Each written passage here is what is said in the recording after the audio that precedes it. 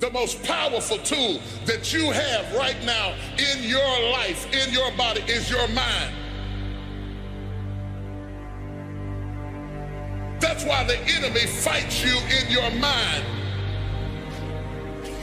The devil doesn't have to tie you up for you to be bound. He just has to tie up your head. With stress, with worry, with aggravation, with low self-esteem, with pettiness, with anger, with hostility, with rebellion. And he can make you physically sick because your mind is sick.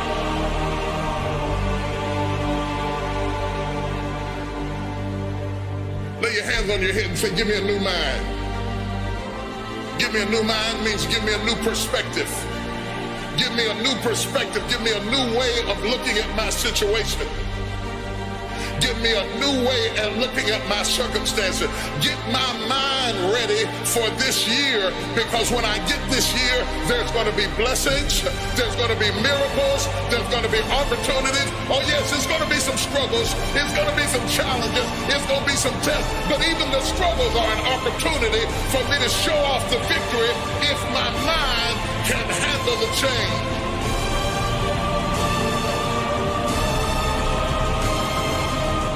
If you can take it, you can make it.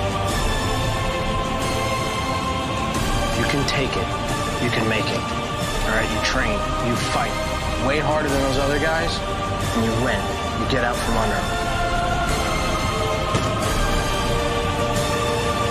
If you can take it, you can make it. You can do this. Just gotta believe you can. There's some things I'm not taking with me in the new year. Everything that's inflexible and everything that's not ready and everything that's backwards and everything that's negative and everything that's condescending and everything that's carnal and everything that's holding me back, I refuse to take it over into another year and waste another new year with an old mind. Don't shape yourself around the comings and goings of this world. Don't shape your opinions and your attitudes around circumstances that you cannot change. If you go into another year and waste another year with the old mentality while somebody's in the hospital begging God for the opportunity that you have right now, you better step into this moment.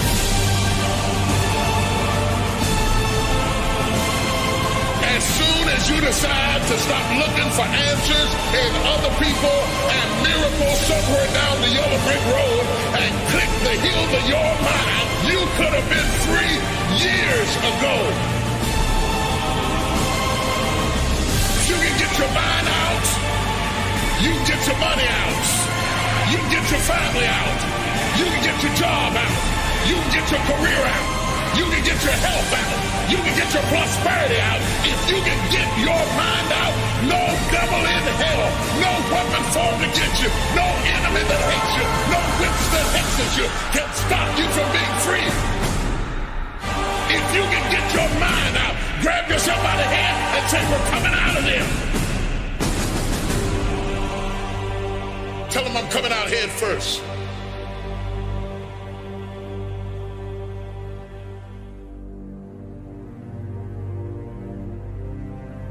I will not face a giant without you. I will not make a major decision without prayer. I will not bring somebody into my life just because they please me. I'll submit myself, my destiny, my future over to you. You are my foundation. You are my rock.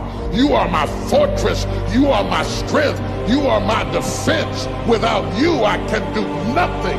You are the substratum of every dream I have ever dreamed in my life, and I will take no promotion you don't want me to have, and I will accept no friend you don't want me to have. You're my rock. You owe him a level of commitment. You owe him a level of commitment. It's wrong for you to think that you're going to give an offering and God's going to bless a business you ain't committed to. Bless a marriage you ain't committed to. Bless you in school and you won't study. Bless you as a saint of God and you won't walk like a saint of God. Who do you think God is? Somebody playing in Vegas? God is not hitting a slot machine. God is a guaranteed, definite I am, the mighty God, a sure blessing. He told Abraham, I swear I'm going to bless you. Ain't no chance, ain't no doubt, ain't no joke about it. If I told you I was going to bless you, I will open up the windows of heaven. Then wonder why I thought I'd be further than I am. And let me tell you why you are not further. It is not the devil. It is not witches. It is not demons. And it's sure God ain't haters. You are not any further than where you are right now because you have never thrown your whole self at anything in your life. You take a half-committed man and a half-committed trifling woman and put them together and they'll have some half-committed trifling kids and the whole house will be half-committed because children will be what they see. Stop fussing at your kids. They're a reflection of you. Your second commitment is to family, and it's a very important commitment. Through the storm and the rain and the heartache and the pain and the disappointment, you have to believe in the we and the us and not the me and the you, or you're not gonna make it. It's a commitment. It's not a feeling. You gotta come home when you're in love, and you gotta come home when you're not in love, or you're not gonna make it. And stay there till the love comes back. It's a commitment. Y'all don't want to hear real truth. You want to hear fairy tale Hollywood shake and bake stuff, but in reality, it's a commitment. Commitment to your dream. You cannot get people to believe in your dream until you believe in it yourself. Stop asking people to invest in things where you have no investment. Stop asking people to deliver something to you where you're not willing to go to the wire for yourself.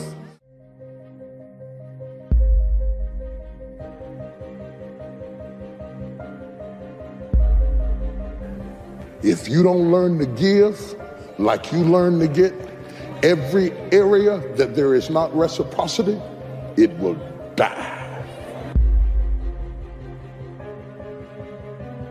Reciprocity.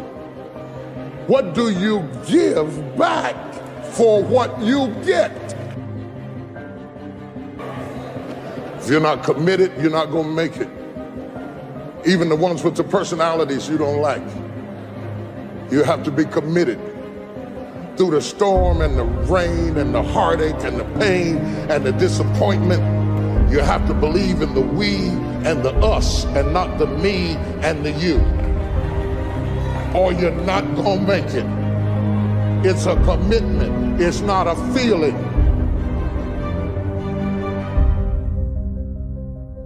Until you have had the taste of finishing, you will not respect yourself. Until you follow through, until something is done, come hell or high water, tears and struggles and pain, and you go through it anyway, and you show up and you continue to fight on no matter the circumstances. After a while, something begins to wither inside of you.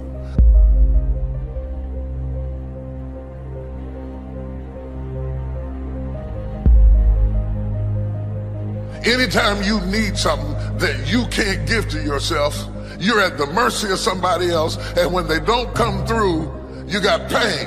And what you become is the consequences of what you didn't get.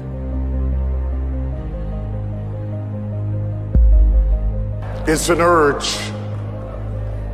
It's an urge. Truth be told, every champion has felt it. Every president has felt it. Every king has felt it. Every lion has felt it. Every winner has felt it. Every soldier has felt it. Every victorious person has felt it.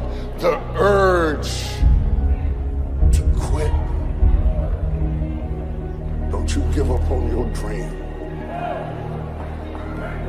I don't care if you don't have the money, and you don't have the help, and you don't have the family for it, and you don't have the background for it, and you don't have the friends for it. Don't you give up on your dream. Don't you do it. Don't you do it. Don't you do it. It may take you twice as long. You may have to take courses and classes. You might not read as fast. You might not move as quick. You might not have as much. But don't you quit.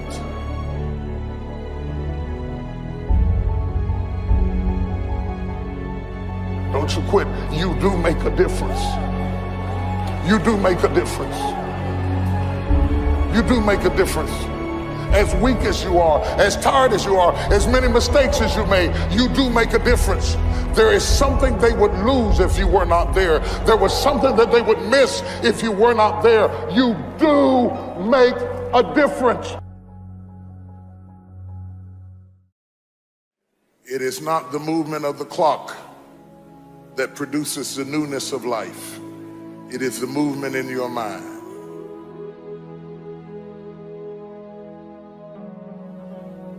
You're going to hear all kinds of things said about you. Throw it behind you. The enemies that you see today, you will see them no more. No weapon formed against you shall be able to prosper. Every tongue that riseth against you, God will condemn. This is my time. Truth of the matter is, everybody in here is going through a change.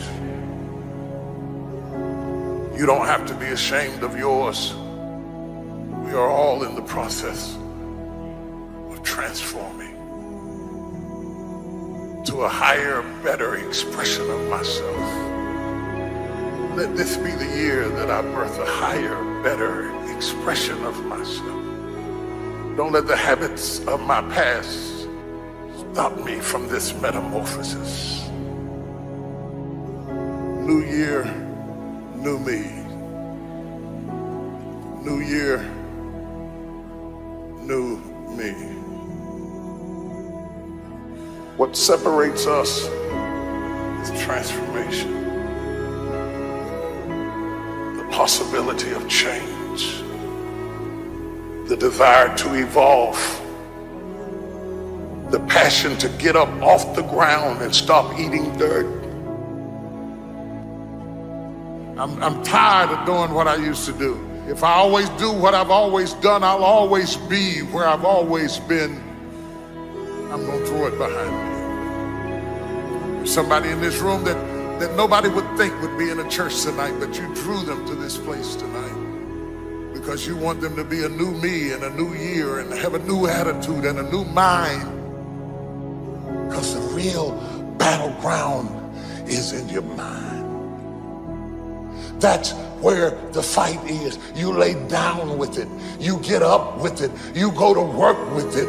You can't digest your food because of it. Smiling in front of people and nobody knows that there's gunfire going off in your head. It's not a geographical location. It's not debt. It's not money. It's not haters. It's not enemies. It's not liars. It's not backbiters. That's not the battleground. Stop wasting your weapons on what people say, because it is not what they say about you that matters. It is what you say about you that threatens your destiny. You will never be defeated by what they say about you. You will be defeated by what you say about you.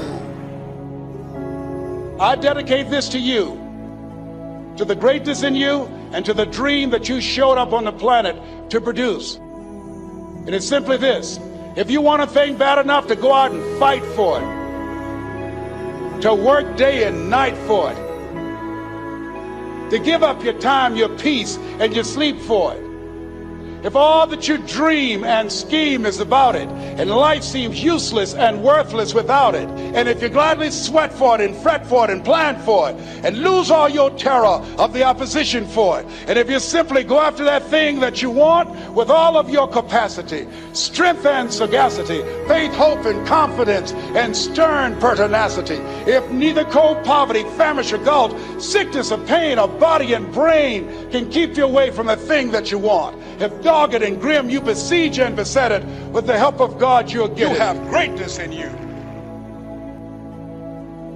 What I'm trying to tell you, beloved, is that you can have a new year, but it don't mean jack diddly if you don't have a new mind.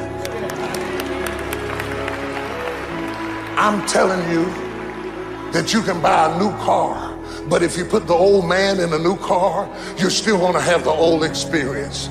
I'm telling you that a new house doesn't make a new marriage. I'm talking about a new outfit doesn't make you a new person. And if you think you are magically going to be a new person, I hate to be the bearer of bad news, because new life comes from a new mind and a new way of looking at your life.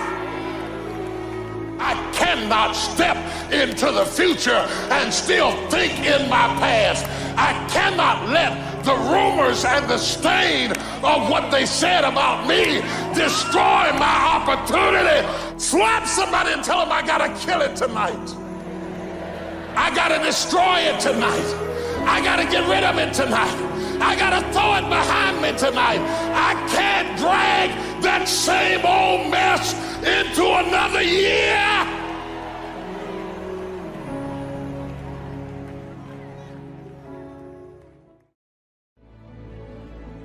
Everybody wants to be a beast until it's time to do what real beasts do. Everybody gets excited. E.T., the guru story, but nobody wants to get up at 3 o'clock.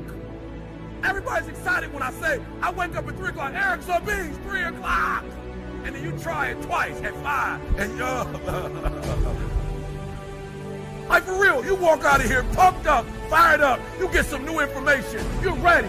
Everybody wants to be a beast until it's time to do what beasts do. And what you have to understand is, everybody that you're going to hear from, Eric Thomas, my mother got pregnant with me at 17 years old, high school dropout, ate out of trash cans, lived in abandoned buildings, slept in cars, multi-million company that's changing the world. I didn't say America, the world. Why? Because not only do I want to be a beast, if you follow my 24 hours, I do what beasts do. I don't want to motivate you. I don't want to just inspire you. I want to empower you. So we've been talking about what do beasts do? I don't want to just look like a beast. I don't want to talk like a beast. I want to have beast paraphernalia. I want to be a beast. I want to be in beast mode. I want to do what beasts do.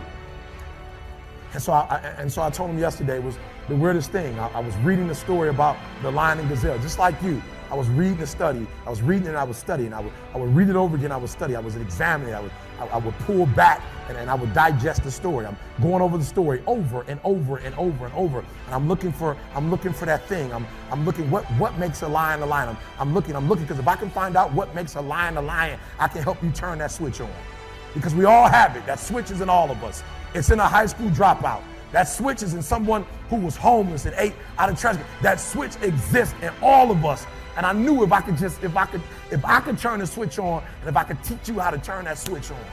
And so I'm reading the story, and I'm asking myself, okay, Eric, what are the similarities? And the similarities are every single day in Africa. Woo, I love it. Every single day in Africa, I love it. It doesn't make a difference. It doesn't make a difference if you're a lion or a gazelle. When the sun comes up, I love it. If you're a gazelle, you wake up with this notion that I must outrun the lion if I'm going to survive. Listen to me. I don't know what your business is. I don't know what you're trying to do personally, but there's something you're going to have to outrun.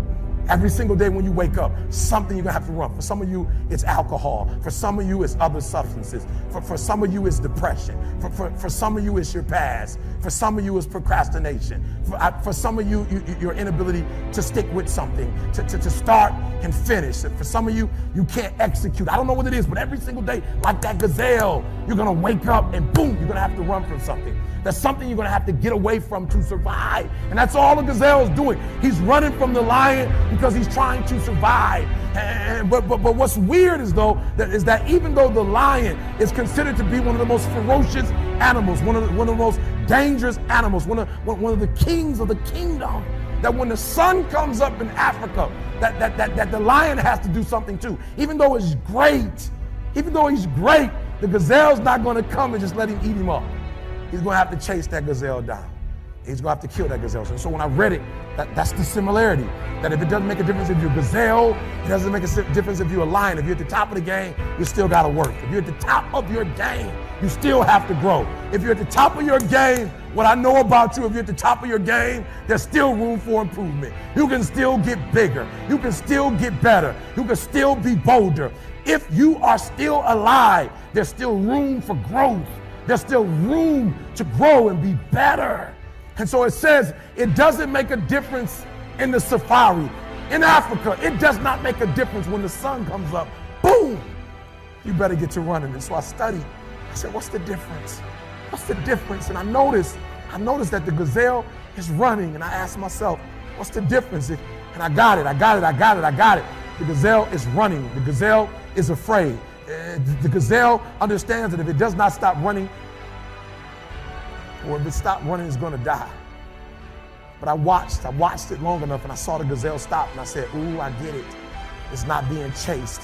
It's not being pushed. It's not being prodded. Some of us in this room, if we don't have a reward, you're not self-motivated. You're not self-regulated. You don't have that thing inside of you that pushes you. That alarm clock still has to get you up. Why? Because your passion is not waking you up. Your passion's not getting you up. And so I saw it. I said, ooh, the lion does not need to be pushed. The lion does not need anything external. That thing that it needs is inside. And so every single day, the lion wakes up and he runs and chases the gazelle. Why? Because he realizes that if he is to survive, if his kids are to survive, he must eat. And so you got to do me a huge favor. You got to do me a huge favor. You got to get to the point where you don't need a car anymore. You don't need a house anymore. You don't need to be pushed by anybody anymore. Your dreams, your wife is going to push you. Your spouse is going to push you. Your child is going to push you. The need to get better is going to push you. Because you're closer than you're ever going to be, it's going to push you. You don't need anything to push you. Your goals are going to push you. Your dreams are going to push you. The opportunity of a lifetime that happens in this particular time frame is going to push you. It's going to drive you. It's going to make you better. So do me a favor as I leave. You can't be average anymore, 70%. You can't do it. You can't do it and have what you want. You can't give me 70 and be what you want. You can't give me 70 and do what you want. You can't be average anymore. You can't be good anymore, 80%. You can't be good anymore, 80%, and have what you want. You can't be good at something and have everything you dreamed of. To make your dreams become real. To no longer dream them, but walk in them. You can't. 90%, you can be good, you can be good, you can be great, but you still won't get it all. I'm telling you, but when you become phenomenal, there's nothing you can't have, nothing you can't do, nothing you can't be. And I believe that you're in this room right now. I believe that we're in the same space right now. I believe we're all in this place together. Listen to me. I believe that we're all in this place together because all of us hate average. None of us want to be good. And for those of us who've reached greatness, we have a desire to push past greatness and see what phenomenal looks like. So I need everybody in the room, when you think about your goal and you think about your dream, I need you to understand, as I said to my wife in that hospital room, I can, I will, I must. I need everybody to say it with me. I can, I will, I must. Come on. I can, I will, I must. Again, I can, I will, I must. Now for those of you, you want it all. Every single dream, every single goal. As I say it, for those of you who really want it, you're going to say it and you're going to stand and you're going to say it like you mean it. I can, I will, I must. Come on. I can, I will, I must. Come on. I can, I will, I must. Now say it like you mean it. I can, I will, I must. Again, I can, I will, I must. Again, I can, I will, I must. Now I need you to think about that loved one, that individual that you have to do this for. I need you to say it with me. I can, I will, I must. Come on, for that individual, I can, I will, I must. For that person, I can, I will, I must. For that thing you want to accomplish, I can, I will, I must. Again, I can, I will, I must. Now I want you to think about that hurdle. I want you to think about that thing that keeps pressing you down. I want you to think about that mountain that's hard to climb. I want you to think about that thing that you just can't seem to get over. We're going to get over it today. We're going to get over it. We're going to get over it together. I can, I will, I must. We're going to add to it. I can get over it. I will get over it. I must get over it. Ready? I can get over it. I will get over it. I must. Come on, come on. I can get over it. I will get over it. I must get over it. You just want to step out of it, to step out of the whole race, the whole business. The monstrosity of being alive overwhelms you. If you have depression, if you have anxiety, if you have post-traumatic stress disorder, if you have any kind of mental health condition, this is not something to ignore. Depression, frustration, anxiety, pain, disillusion. It's just a natural part of the process of becoming a stronger version of yourself. The thing that keeps one living is a sense of future, that there will be a tomorrow, and tomorrow I've got to do this, and then the day after I've got to do that.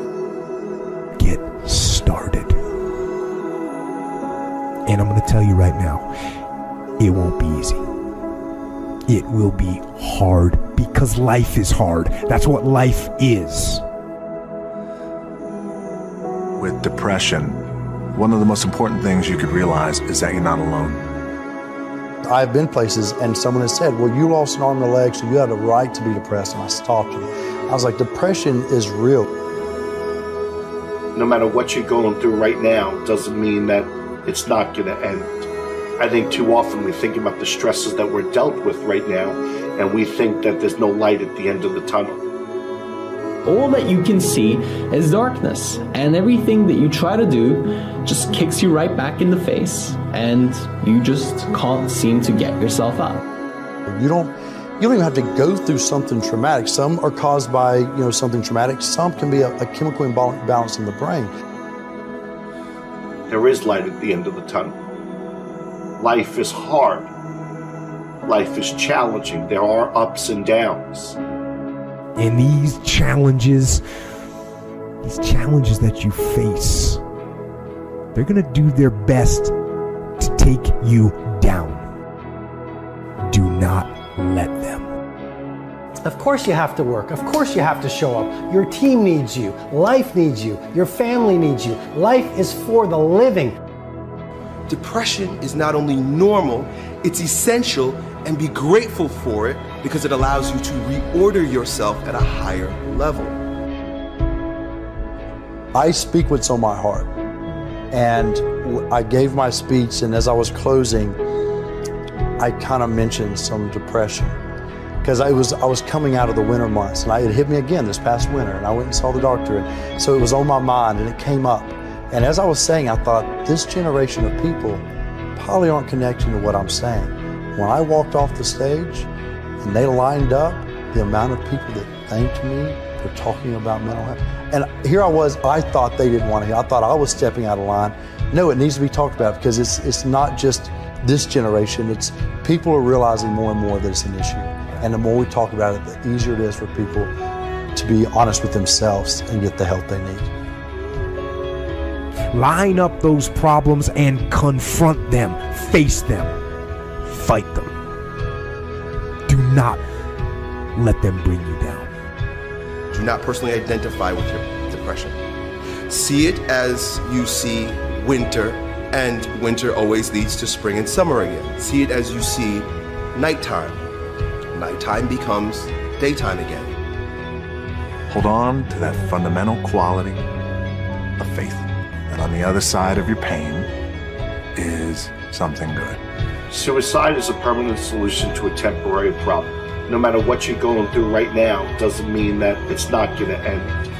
Stand up, dig in, let those challenges raise you up, let them elevate you. let their demands and their trials make you stronger. Adversity you face today turn you into a better person tomorrow. You are worth more than diamonds. All the diamonds in the world, you are so precious. Every single one of your hearts, you can do something. Life is not always good. Life is always not rosy. But life is worth living.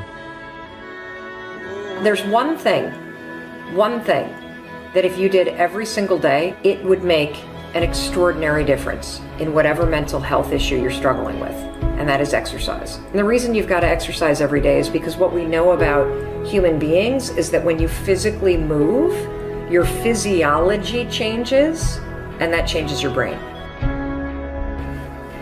Take the time to rest. Because just what if that resting is the key to world-class producing?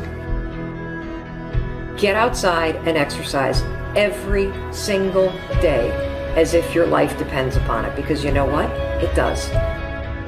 Your brain needs it, your body needs it, your mental health needs it. And I feel like if you had heart problems and saw a cardiologist, well, everyone would be concerned about you, would know you're doing better, and it would be open and honest with the crew. But the most complicated organ in your body, if you have a problem with this, suddenly we don't want to talk about that? No, and you can get over it. And that's what people need to realize. You can be cured. You can get past it. I assure you, the clouds will lift. Right, there is sunlight above the clouds. You're just looking at the clouds right now. And they will lift, and crisis has come to teach you the big lesson you're meant to learn to move to your next level in the next chapter of your greatest life. This depression will pass. It will go away, and something much better will take its place. But for right now, all that you really need to know is that you have to make it through. Getting your heart rate up, getting outside, breathing, feeling connected, getting out of your house, which may make you feel depressed and trapped. The man I am with you right now as I speak with as much authenticity as I know how to share is the result of my times in the valley of darkness. Doing that every day, that physical push, you don't have to run. You don't have to go to an aerobics class. Get outside with your dog in the woods. Walk with a good friend for 2 or 3 miles. Doing that every single day not only moves your body, which changes your mind, it gets you out of your physical environment, which is one of the things that people with depression tend to have a hard time doing. And it also creates a bit of momentum and a bit of a routine in your life. Every time I experience a bout of depression, I come out on the other end a different person, doing different things. But it's because I'm aware of what's happening and I'm aware. I want to see the opportunities as they present themselves to me instead of falling into the depths of a spiral down depression because I'm personally identified with what is happening when I'm upset. And your schedule is not full and you actually feel like you're wasting your life because you're not this epic producer. What if those times were actually a different form of productivity? What if those times were actually being productive in a different way, where you're actually producing not in the world, but producing within yourself, producing strength, producing new insight, producing new ideas, producing new capabilities, producing new energies, producing new emotions, shifting from fear to love, because when you go through difficult times, what do you really do if you feel your fear and your pain? You release it.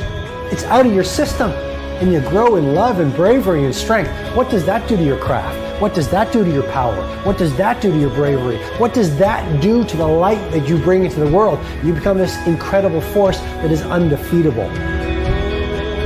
I suggest to you that if you are facing a challenge, don't stop. Stay busy. Work your plan. Continue to do those things that you know that work for you after you have evaluated yourself in the situation. Continue to move. Stay busy, stay busy, stay busy. You are part of a larger cosmos, whether you know it or not. And communing with nature allows you not to see the bars of the prison cell, but the stars of the universe. And if you can connect with those every day, my dear friend, you will use your pain as an instrument for your greatest growth. And then you try something new. And then you'll also go to school and people will put you down and parents will tell you that you're a failure because you failed at a test. And you start believing the lies around you, saying that you're not good enough and no one's going to want you and you'll never ever do anything good in your life and you'll never ever, achieve the dreams and goals that you wish you had done or wish that you could do. And these steps take you closer. That voice saying, you're not good enough, you're not good enough, you're not good enough, and all you need is one more step to fall. So you have a choice to know which step you're going to take today.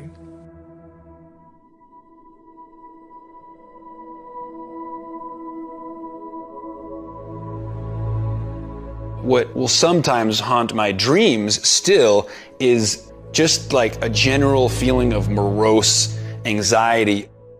Everyone experiences a version of anxiety or worry in their lives. I don't know why I opened up and talked about it, but I guess I was just sick and tired of just having it inside of me for 20 plus years, and I was ready to make a change. What helped me the most, that I want to impress upon all of you, is that I realized that part of my identity is saying no to things I don't want to do. And you are all in school and you all have a lot of teachers and a lot of people around you that tell you all day what you have to do, but it is your right to choose what you do and don't do. It is your right to choose what you believe in and what you don't believe in. It is your right to curate your life and your own perspective. We all go through things. We all go through struggles, right? There's probably everybody in this room that goes through struggles the same exact way, and I think that's what we all have to realize. It's just something that every single person goes through. And maybe we go through it in a different or more intense way for longer periods of time, but there's nothing wrong with you. To be a sensitive person that cares a lot, that takes things in a deep way, is actually part of what makes you amazing. I also struggled a lot with anxiety and depression. If you start to feel like you are twisting things around you and you start to feel like there is no sunlight around you and you are paralyzed with fear, here's how you can help yourself.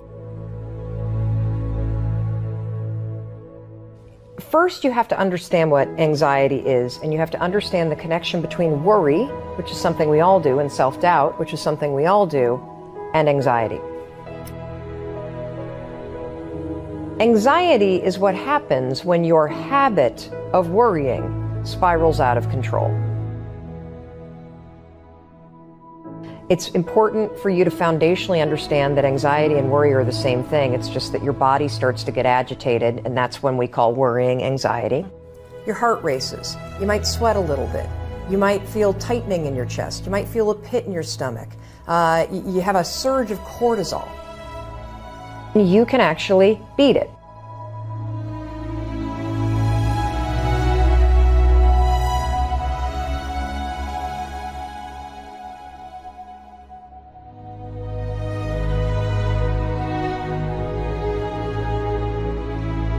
This is how you're going to do it. So all day long, you're going to have moments where your thoughts drift. Like you'll just be hanging out with your friends and then suddenly you're like, I'm not sure that person likes me anymore. I haven't heard from my kids lately. I wonder if they're dead or, like you just start worrying about stuff. Why? Because it's a habit. Because when you're not paying attention, your brain shifts from you being a decision maker and paying attention to you just kind of spinning things on autopilot, and one of your habits is worrying.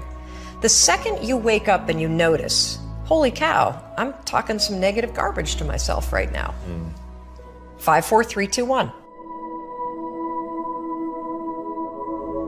You've just shifted the part of the brain.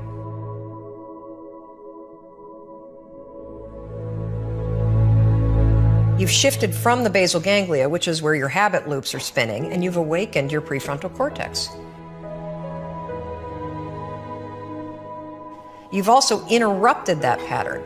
Now what you're going to do, because your mind is actually ready to receive a different thought because of the counting, now you can put in an anchor thought. Like if you have a mantra, if you've got a vision about the way that your business is going to turn out in 5 years, if you just have a thought that makes you really happy and proud, insert that. Now, why does this work? It works because of the counting. And I'm not kidding. We know, based on research, that positive thinking alone, not effective. In some instances, trying to force yourself to think positive can actually make the worries worse. Why? Well, the reason why is because it's really hard to just change the channel. What we have to do first is basically interrupt it and turn off the TV, and then turn it back on with the prefrontal cortex awakened. So the counting is essential. And so you can start using this today.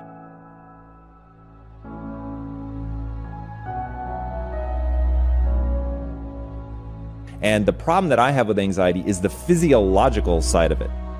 I got shallow breathing, rapid heart rate, and most terrifyingly, the blood is actually leaving the prefrontal cortex. And so you're getting into a position where your higher level cognition is actually being shut down because it doesn't have blood flow. And then I began to visualize that what I was trying to do was get myself into a calm state where the blood could actually go back to the places that I needed it, so that my higher level ability to reason would kick back in. The first thing that I started to do to be able to consciously control that was meditate. In meditating, what you're learning to do, at least for me, and I don't consider myself a meditation expert by any means, but this was one of the huge wins for me in meditating, was learning to breathe from my diaphragm. Even one breath from my diaphragm had a really big impact. Breathing from your diaphragm instead of from your chest, right? So most people breathe like this, and it's all in your upper chest. You're not getting a very deep breath. So in meditating and learning to breathe from your diaphragm and learning to consciously calm yourself down, meaning you're lowering your heart rate, you're breathing much more deeply from the diaphragm, getting the blood reallocated to the parts of the brain that are actually useful. That meditating was my first step into that.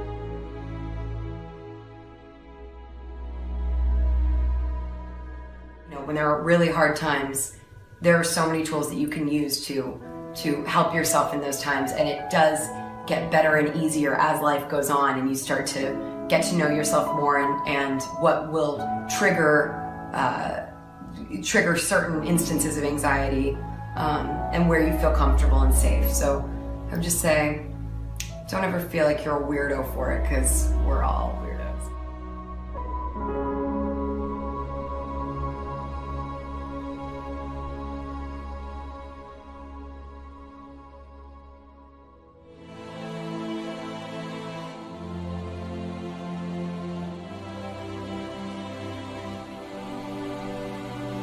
In 1973, a young man wrote a letter to American author E.B. White. The young man was losing his faith in humanity.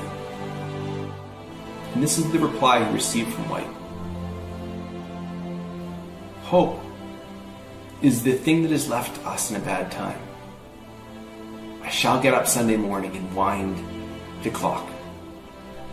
E.B. White wrote those beautiful words in response to fears surrounding our future. As long as there is hope, get up and wind the clock. At times it doesn't matter the view, does it? You may be looking in the mirror at your own life. You may be looking out the window at what's happening around you. The future becomes bleak. Days full of fear.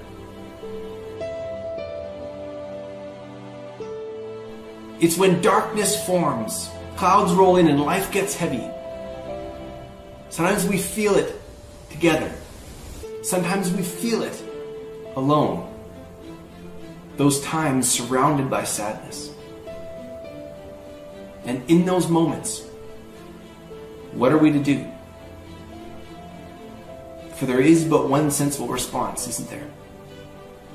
We wake up and we make tomorrow better than today. We get up, we rise, we wind the clock, and we are to do it with our heads held high so that we can be the first ones to see the sun as it starts to poke through. You know, if you're down and you can see a reason why you should be down, then that brings with it a certain clarity. But if there's no reason, you tend to think, well, why on earth am I feeling like this? I don't understand. If you're like me, you're feeling it lately. We're in a moment when the clouds have covered some of the light. The way forward may seem to be slipping from view. The path of progress, which has been so hardly fought for, can feel like it's fading. Perhaps it was the path you were declaring for yourself, and now it's changing. It's shifting. Gone. And hope is the thing that has left us in a bad time. But hope is not the final fragile string. Hope is the start. Hope has a strength. It means something new is coming. Because it always does. Clouds break. The sun shines. In fact, it's never stopped. So in E.B. White's words, hang on to your hat, hang on to your hope, and wind the clock, for tomorrow is another day.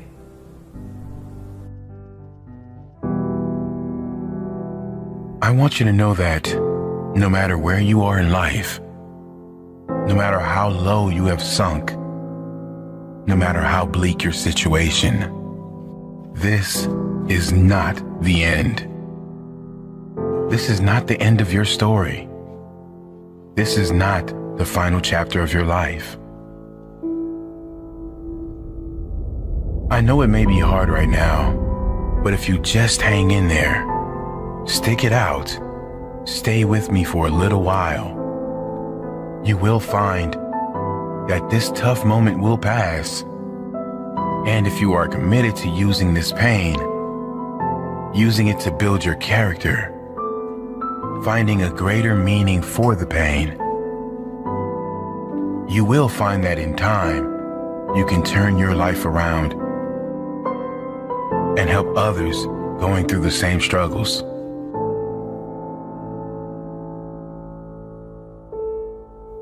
The world right now is in the middle of a mental health crisis. It's estimated almost half the population suffers from depression at some stage throughout their life. Rather than join the queue, it's important we learn why we get down and then how we can change it. Because believe it or not, we create our own negative feelings, and we can also ensure that we turn our lives around and be a positive change for others. The reason anyone gets depressed always comes down to the consistent thoughts we think and the consistent beliefs we hold. Let me say that again. The reason anyone gets depressed always comes down to the consistent thoughts we think and the consistent beliefs we hold. The point here is that anyone that is depressed is so because there is an external factor that didn't materialize in their life. They have lost something outside of their control or don't have something that is out of their control. In school, we are taught how to get a job, but no one teaches us how to live in a state of happiness. No one teaches us how important our conscious and unconscious thoughts and associations are. Is our happiness not worth more than a job? Yes, it is. And before you say happiness won't pay my bills, happiness will pay your bills. When you realize you will be 10 times more energized, focused, and take positive action in your life, when you first choose to develop yourself as a priority and then get to the stuff of the world. I've seen some people who many would consider to have it all in their life because they thought they were not good enough. A thought, a belief within them told them they were not worthy. These people that many were jealous of, many envious of, were not good enough. You must value yourself enough to take the time every single day to work on you, to engage in something that will ensure you are a positive influence on the world. This, of course, doesn't mean life will suddenly be perfect. The same life challenges will show up. But if your mind is strong, if your mind is at peace, your reaction to the challenging times will be very different. Your reaction will be, how can I make this work? Not why is this happening to me? And then others will look to you, not with pity, but with hope. Because your strength will become their hope, their strength. You really can be that powerful. You can ditch the victim story. You can leave the pain behind and focus on how you will react next. How you will react positively. Read all you can read to get your mind in a positive place. Take steps to ensure you will be in a better position next time. Whatever pain you are suffering from, how you can ensure it won't show again. Take little steps, and soon you will be at the top of the staircase. Don't give up. You are worthy. You are more than worthy. You deserve to experience how great life can be, and you owe it to the world to be that positive change for others, to inspire others who will look to you and say, he did it, she did it, and I can do it too.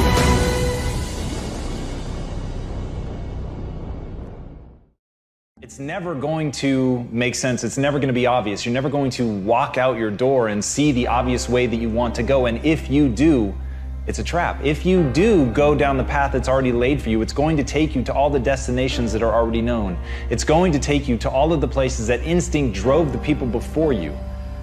But if you want to go somewhere unique, if you want to go somewhere that only you would go, if you want to create something new and really live a life that was meant for you, because it's literally crafted by you, you have to take the first steps on faith. And as Rumi said, as you start to walk out on the way appears. So as you're looking at the choices that are before you, where you've got a path that's well trodden, you've got a path that literally is invisible and won't become something until you step on it, you have to understand that that's what this life is meant to be, and that the only frustration that you will look back on with tremendous regret is knowing that you did what was easy, even though it wasn't you. There's some mechanism inside of us. There's something that wants us to walk a path that's never been walked before. And the thing that makes it so hard is right now inside of you is a desperate desire for that to be easy. But it's not going to be easy. It's going to be hard. You're going to fail. You're going to stumble. You're going to fall on your face.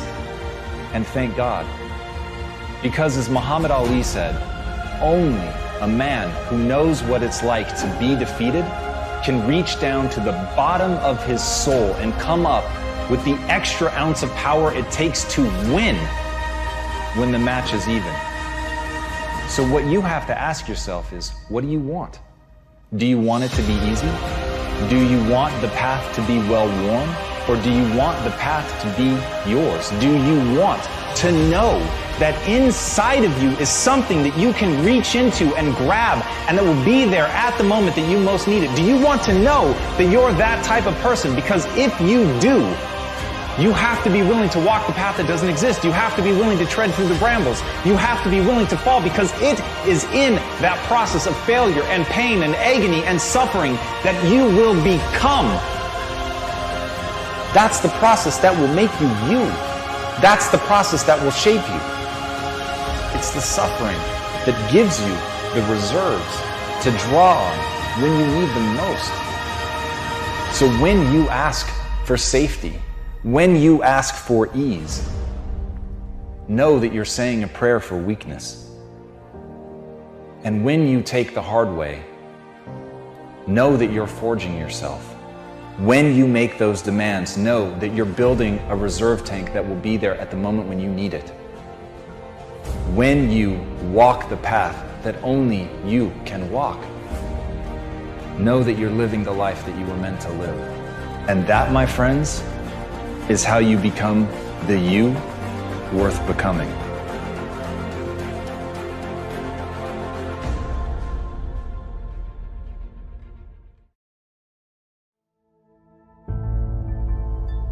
The wolf on the hill is never as hungry as the wolf climbing the hill.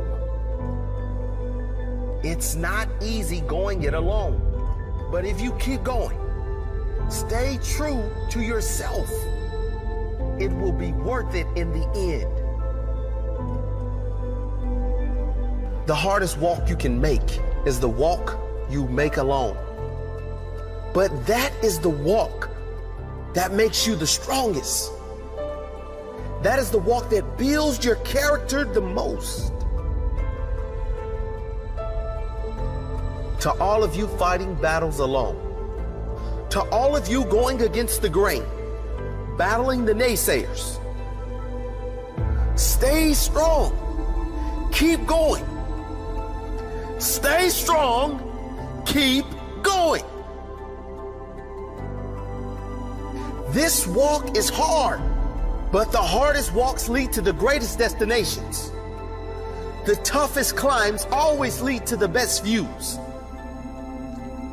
It will be worth it in the end. And if you show what you are made of, the right people will show up in your life. You won't be a lone wolf forever.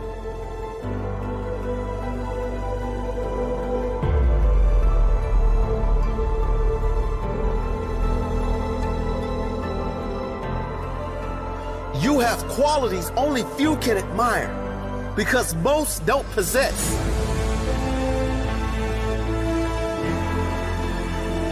You have strength only few can understand because most have never experienced.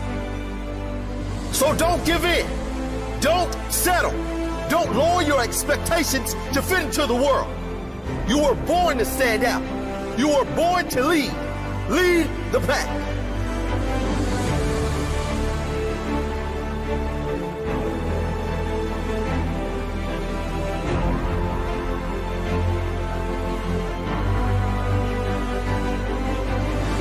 They say the wolf on the hill is never as hungry as the wolf climbing the hill. Always be that wolf climbing the hill. Always hungry for more. Always hungry to grow, to feed your mind and rise to the highest level you can take yourself. Never looking back, always looking forward to the next feast of success in whatever you do. It does not matter if you have to walk alone for a while. It is much better to walk alone in the right direction than to follow the herd walking in the wrong direction. Stay strong. Be different.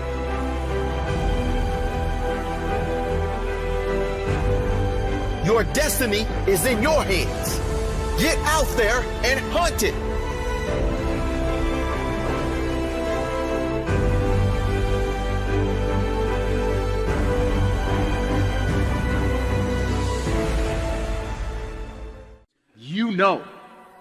You know when you are guilty of wasting time and laying in bed and you're being lazy. You know it.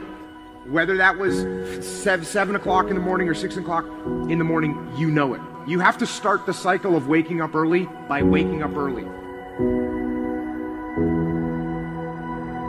Success is not convenient. You have to do what is required to accommodate success. Holding the line, maintaining the standard, giving no slack, none. That's the discipline. There are opportunities that are going to come your way, and there might be some other things going on, and you have to make a choice. You have to ask yourself the question, what do you want? Because if you don't know what you want, nothing else matters. How I'm about to use my time. Is it positive? Is it purposeful? Is it leading in the direction of where I'm going and the meaning of my life? Is it productive? And is it profitable? But when you know what you want, why do you wake up at 3? Because I know what I want. One thing that discipline definitely does help you with is it helps you get things done. And when you get things done, when you actually do things, you have more success. I wake up, boom, and I go pursue it.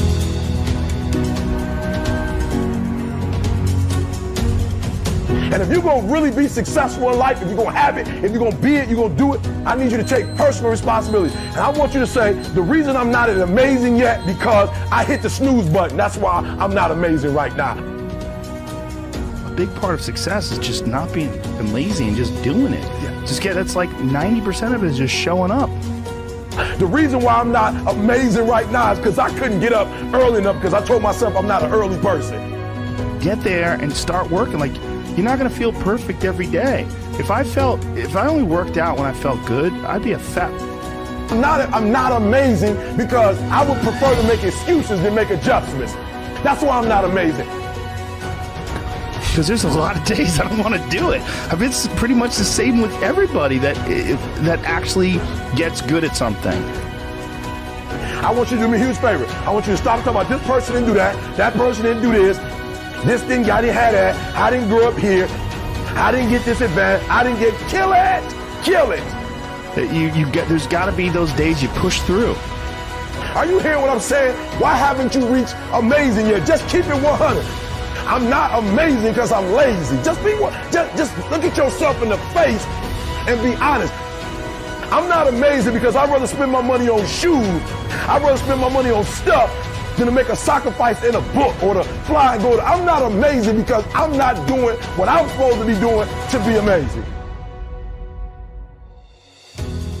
And getting up early is not only an incredible competitive advantage because most of your competitors are asleep, but getting up early is a great gift you give yourself. You get more life.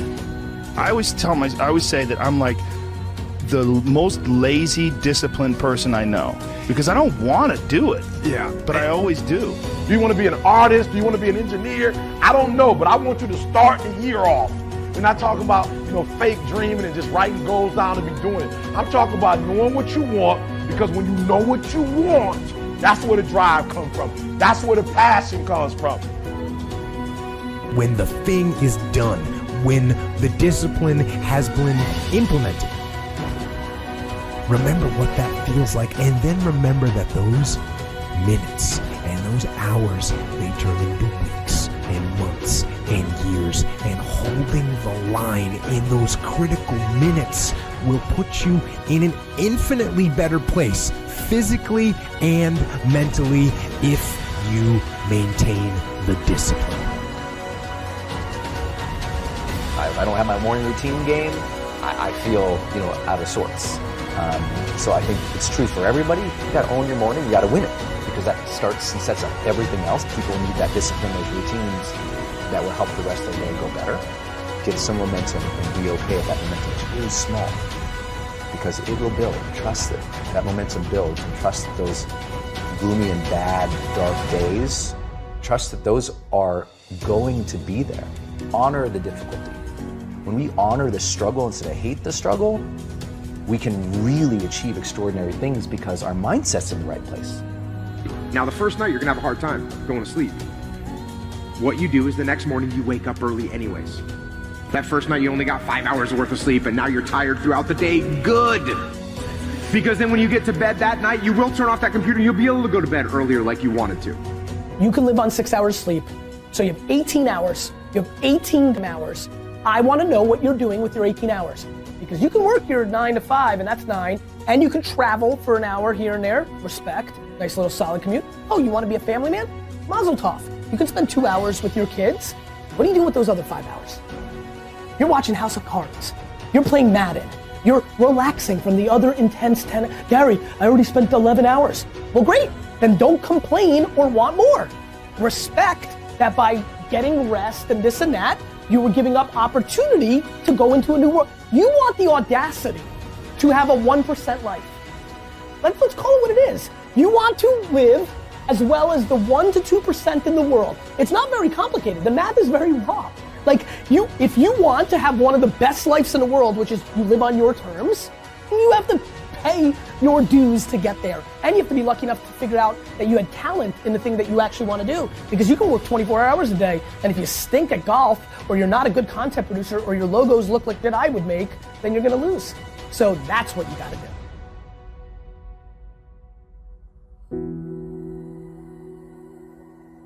the most important thing you can do is win the morning. Just win the morning, man.